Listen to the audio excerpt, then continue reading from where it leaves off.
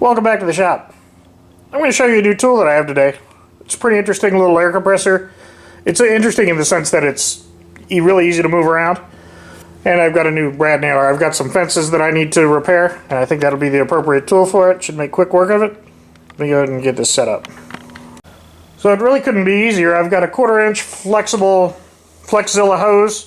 The reason I bought that hose, I paid a little bit more, but it lays flatter on the ground. You're less inclined to trip over it.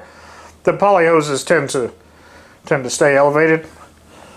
This is just the cheap nail gun that I've had, or that I just bought. I've had other versions. I don't know if there's a big difference for the amount of work that I do.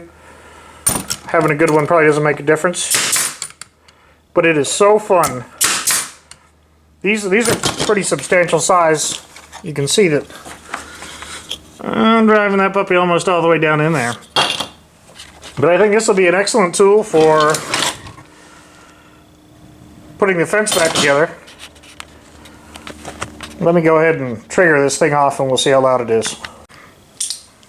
It's hard to do that justice how loud that is. It really is not loud at all.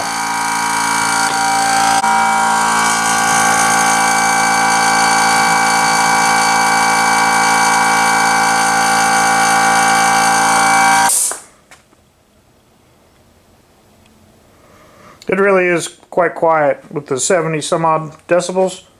More than enough to have a nice conversation. Again, it's not going to move a lot of air. With the 0.5 horsepower per minute, you know, the 0.7 cubic feet per minute at 90 psi, that's probably an over-exaggeration. You're not going to run any big air tools off this. But for blowing up car tires and whatnot, and it weighs 21 pounds, it's remarkably portable. I've got this divider set up here with the amp meter. We'll see what the max amps are on the startup.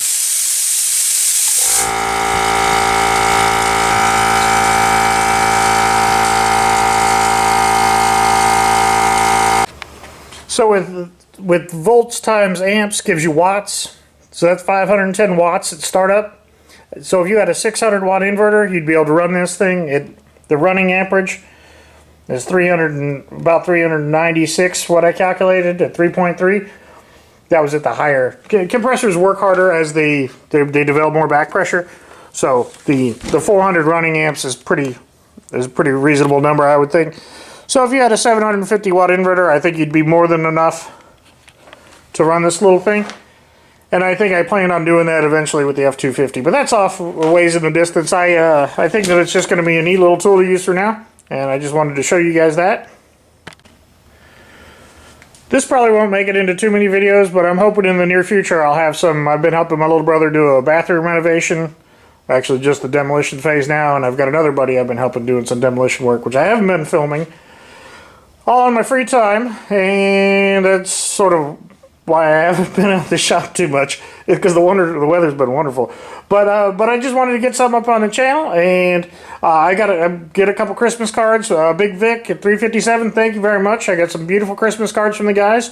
I hope everybody is going to have a good time this Christmas season, and I'm looking forward to getting out here in the shop. So thanks again for watching. Have a good night.